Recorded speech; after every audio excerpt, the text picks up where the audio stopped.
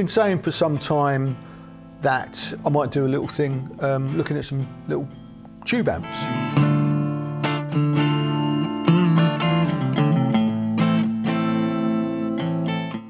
And a lot of people have sort of said, yeah, let's do that thing. So here it is, we're going to do that thing with the amps. Obviously, one of the drawbacks with having the pedal board on the bench here is my legs aren't really long enough to reach the looper. So what I thought I'd do is try and use my arse to control it. You know, Hendrix is known for playing the guitar with his teeth, and Paul Gilbert with an electric drill. You know, and I could be the arse looper guy maybe. So.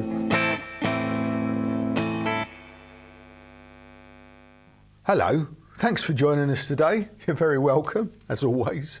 It's good to see you. Right, so we're going to do just something a little bit different today. I've been saying for some time that I might do a little thing looking at some little tube amps here.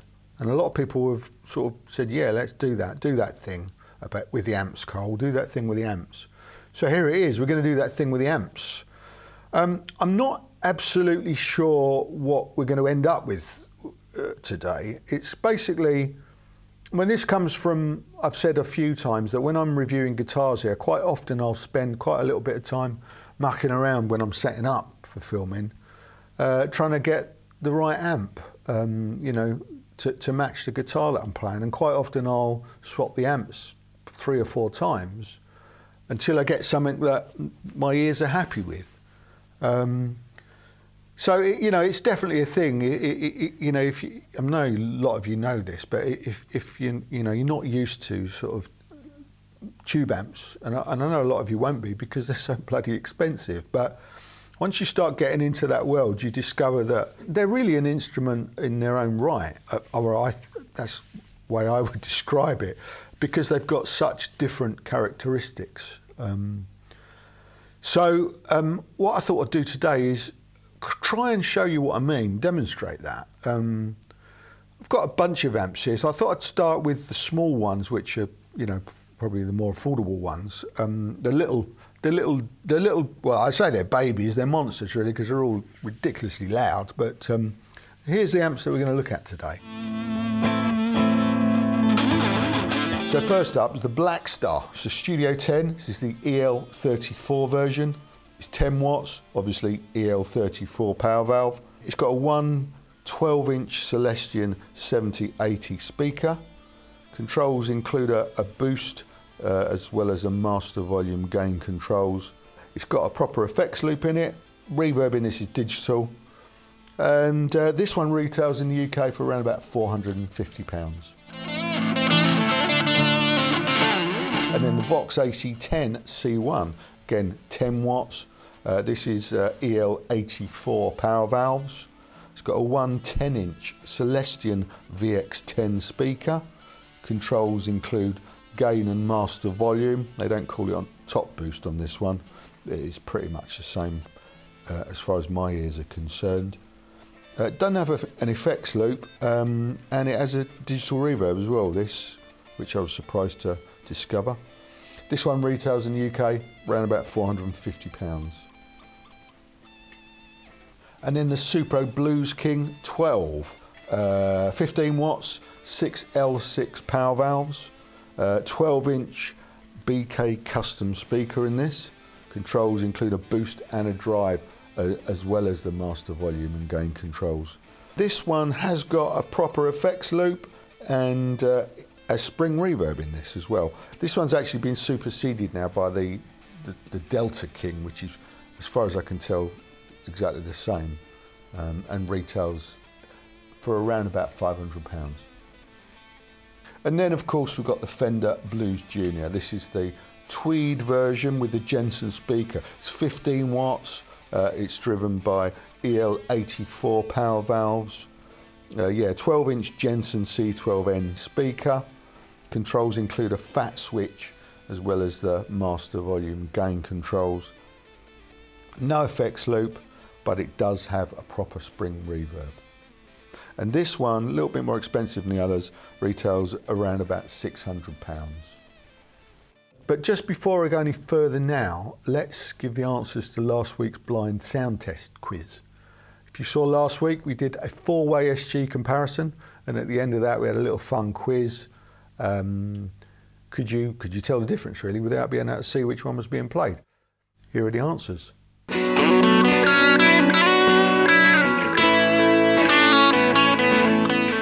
So clip A was the Epiphone 1961.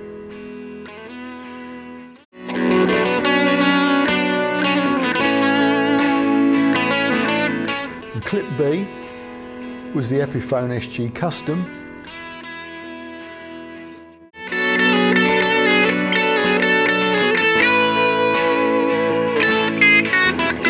Clip C, Gibson SG Standard.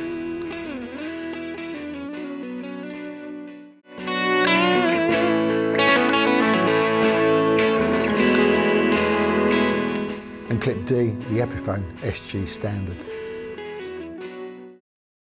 So I actually haven't had a chance to look yet to see if anyone got them all right, but I don't think there were many. I don't think there were many. So there you go. That tells you a lot of what you need to know really about, you know, how good affordable guitars are really, I think you'll find. Okay, so let's get back to this week and the job in hand. I've got a little setup here, so I've got my pedal board on here so that we can illustrate what we're doing, okay, switching wise. So what we're going to do is we're going to put a simple loop down, and then we're going to switch it through each amp in turn, and then we can build on that. We can add some drive to it to see how that affects each individual amp, and then a bit more drive to see how that, you know, builds on top. And you know, to see if there's any obvious differences, how each of these amps interacts with what we've got here, and then we'll swap guitars as well. So we'll do it with you know, humbuckers and some single coils and probably some P90s as well. I'm making this up as I go along, so you know, stick with us and you'll find out exactly what happens.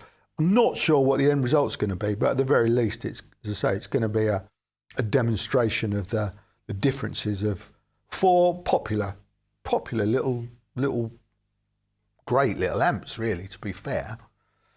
So, and what I've got here to do the switching, I haven't got any of those fancy gig rig shenanigans or, you know, things where you can route signals all over the world. But what we have got is a little pedal that I discovered a while back when I was trying to work out how to split my signal into two amp setup when I was playing with my band. And I discovered this thing called, from Orange, and it's called the Amp Detonator. And it's a great little stomp box here. They go on your pedal board. They're powered by your pedal power or whatever you use. And so they're isolated, so you know, it eliminates all the sort of hum ground loop problems. And it's also got a phase switch on it, so you can, you know, if you've got any problems with the amps not wanting to play with each other, that often fixes that. So these are great. So obviously you've got one of these, you put your signal in and it will split it into 2. If you've got 2 of these, you put your signal in, it can split it into 3. And then if you've got 3 of these all lined up together, you put your signal in and it will split it into 4. And these are great because you can listen to either the amps individually or in any combination or all at the same time. So it's fun. So first guitar I'm using today is the Epiphone Les Paul Standard 50s, which has got pro-bucker pickups in it. So this is like my bass settings for these amps. So this is the Blackstar. And then we switch over to the Vox AC10.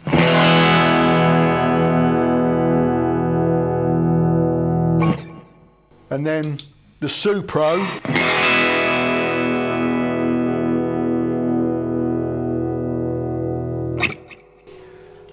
And then in the Fender Blues Junior.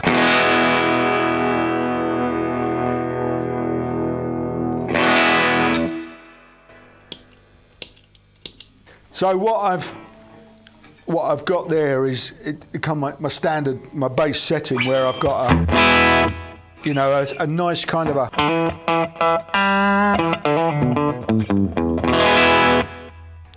of a compressed sound that you can work with, and if you put a bit of drive in,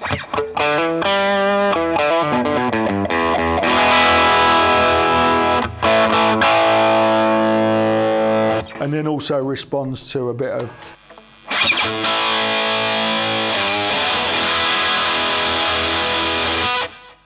obviously. One of the drawbacks with having the pedal board on the bench here is my legs aren't really long enough to reach the looper. So what I thought I'd do is try and use my arse to control it. And I figured that, Hendrix is known for playing the guitar with his teeth, and Paul Gilbert with an electric drill. And I could be the arse looper guy maybe. So we'll have to see if that works, shall we?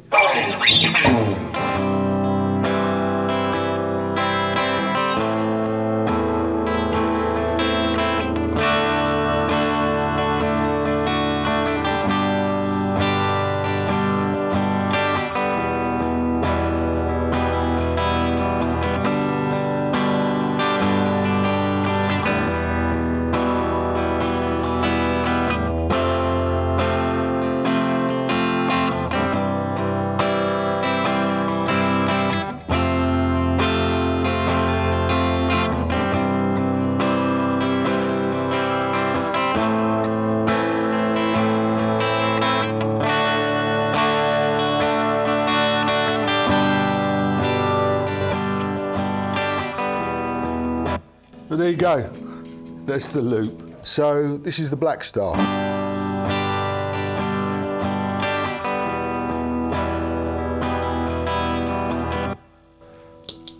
And this is the AC10.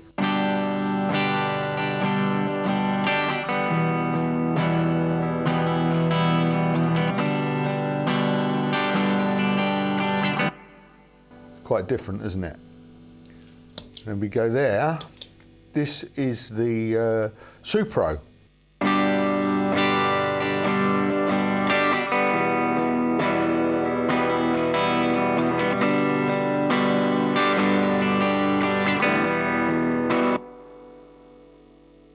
Yeah, you can hear the difference, can't you? And then I happen to know that that setting is the Blues Junior.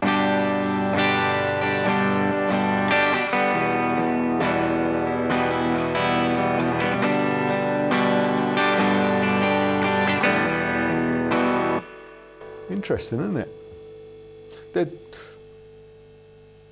Obviously I've tried to set them all into the sort of same ballpark in terms of, where they're breaking up, a little bit of, little bit of crunch, I suppose, if you like. And they're all different. They're different speakers, and they're different size cabs, and they're different. Some of them got different valves in. We'll go through the specs, or we've gone through the specs. I don't know. I haven't edited this yet, so I'm not sure whereabouts this bit will actually lie. But we'll go through all of that stuff so that you get an idea of why they sound so different. But they do. So what we'll do is we'll play through those loops properly, and we'll add a little bit of drive. The pedals that I've got on here today are, I've got a Klonk ATR that I bought new, and I think it was £299 when I bought it new. And it's great. It's a really nice transparent tube screamer, but I wouldn't pay more than £299 for it. You'll get fairly similar sounds out of an EHX Soul Food, 50 quid, So, but it's a nice thing. So I kind of leave it on my board. It's my favourite tube screamer at the moment. And I've got a rat pedal that I've been using a lot. I like fuzz, so I like the extra fuzz that I, put on a lot of stuff sometimes. But a rat's way more versatile than you know, the big muffs and stuff like that I love, but you can seem to do a little bit more with this. So that's about all you'll ever get from me pedal-wise, to be honest with you, because there's people that do that really well, and I'm going to leave that sort of shit to them, to be honest with you. But somebody did ask me how I set up my drive, and they were kind enough to say it always seemed quite balanced. Well, that's fluke, but I'll show you how I do it. So that's the clean sound that's on the loop already, and then what I do is I dial in the drive so it adds up.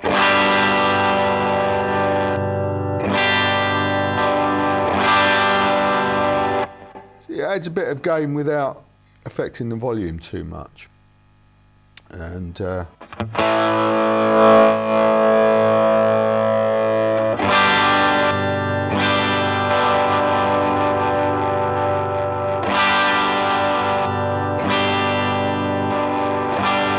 sounds about right. But then what we'll do, so I'll add a little bit of noodling on the loop, and then we'll switch it through the amps to see if it sounds any different. Here we go.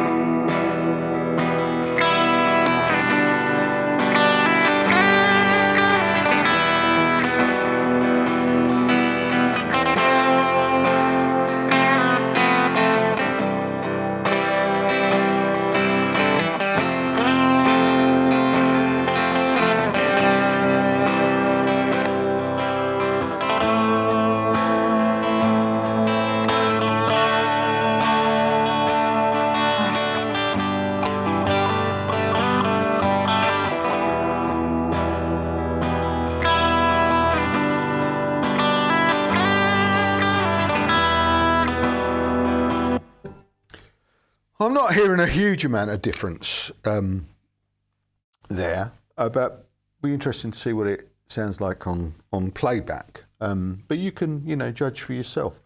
But they're quite distinctive, aren't they? It's interesting. Okay, so we'll try the Sire T7. This has got some great single coils on it. So what we'll do is we'll try on the neck pickup. Just back it off a little bit.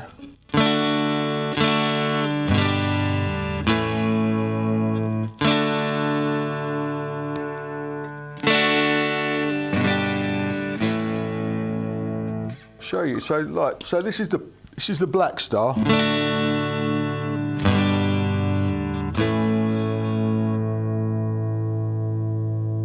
The AC10.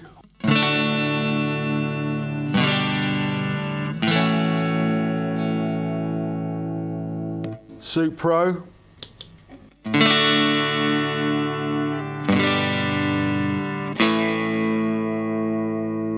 And the Fender Blues Junior.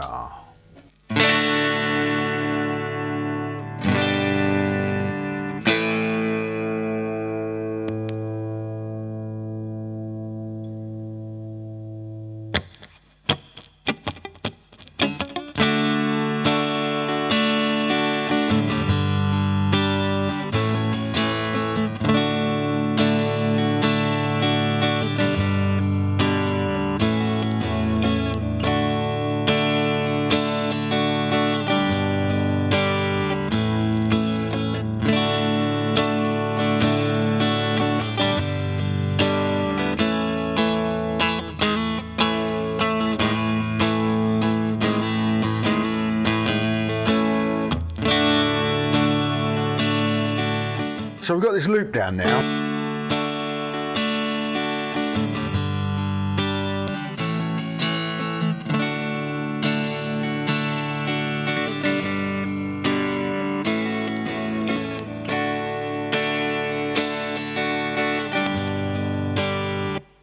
So let's just see how the drive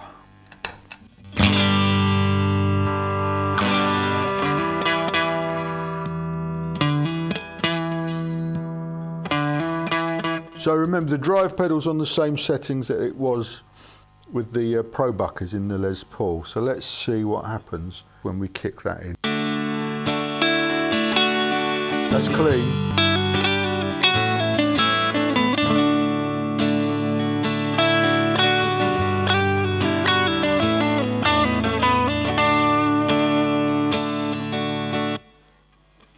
So that's not pushing the amp as hard, or these pickups are not pushing the amp as hard, so we have to turn it up a bit. We'll turn the gain up a little bit to get us where we want it to be. Closer to the edge of that cliff.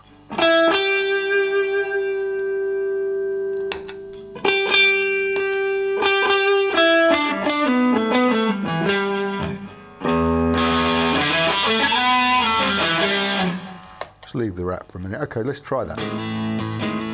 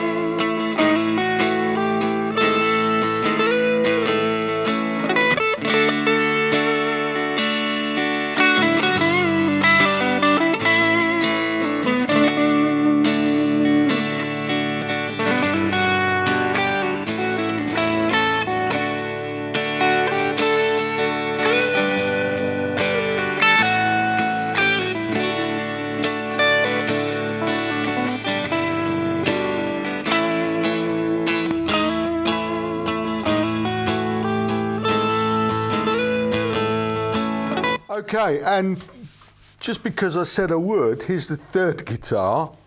So P90s, so I thought I'd dig the old Casino out. Let's have a quick listen to this. The Blackstar.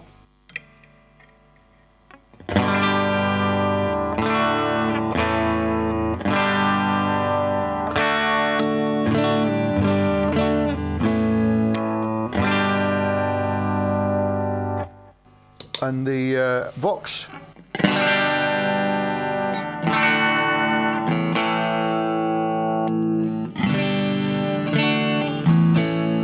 Got a feeling the Vox and the Casino were meant to be together. And the Supro.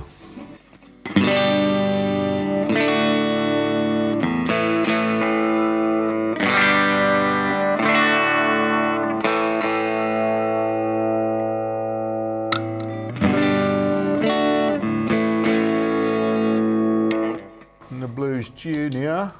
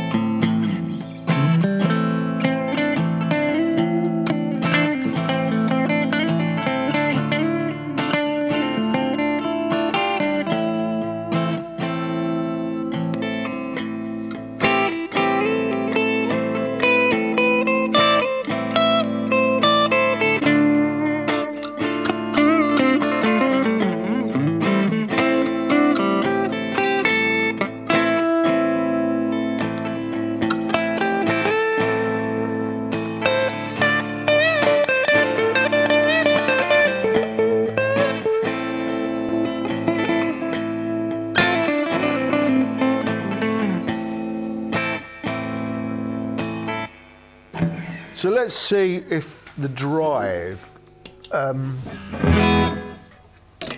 works. So we're on the Blackstar again.